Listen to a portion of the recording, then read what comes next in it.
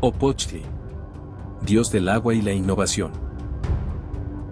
En el principio, cuando los dioses crearon el mundo y dividieron los elementos entre ellos, el agua se convirtió en uno de los recursos más esenciales para la vida. Opochtli fue designado como el protector de los ríos, lagos y otros cuerpos de agua dulce.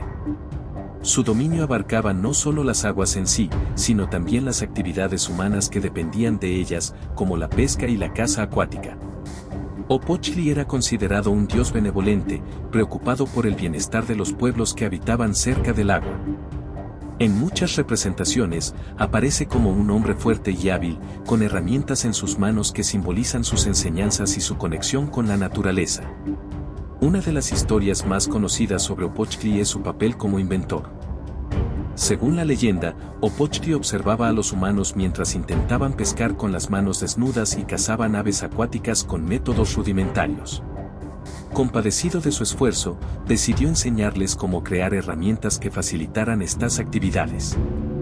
Fue Opochtli quien, según el mito, creó el atlatl, una especie de lanzadardos que permitió a los cazadores alcanzar a las aves acuáticas desde grandes distancias.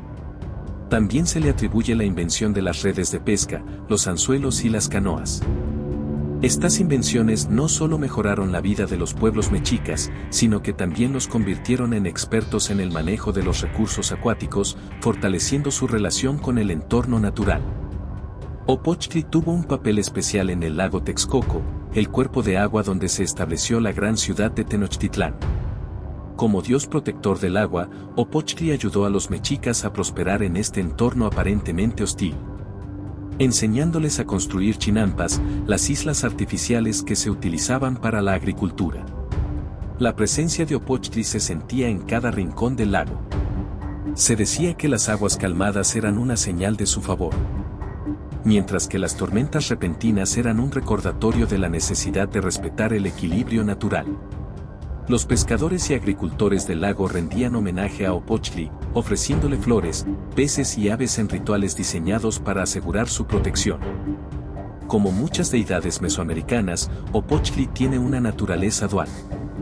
Aunque generalmente se le considera un dios benévolo, también puede mostrar un lado severo si se le falta al respeto o si los humanos abusan de los recursos acuáticos.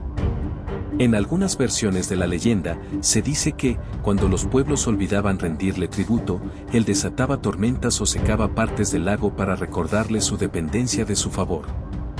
Esta dualidad refleja la relación de los mexicas con el agua, un recurso que podía dar vida, pero también destruir si no se manejaba con cuidado y respeto.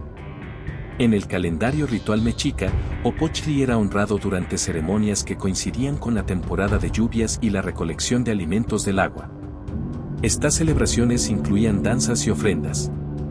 Los sacerdotes, vestidos con túnicas decoradas con plumas y símbolos acuáticos, dirigían los rituales desde las orillas de los lagos y ríos.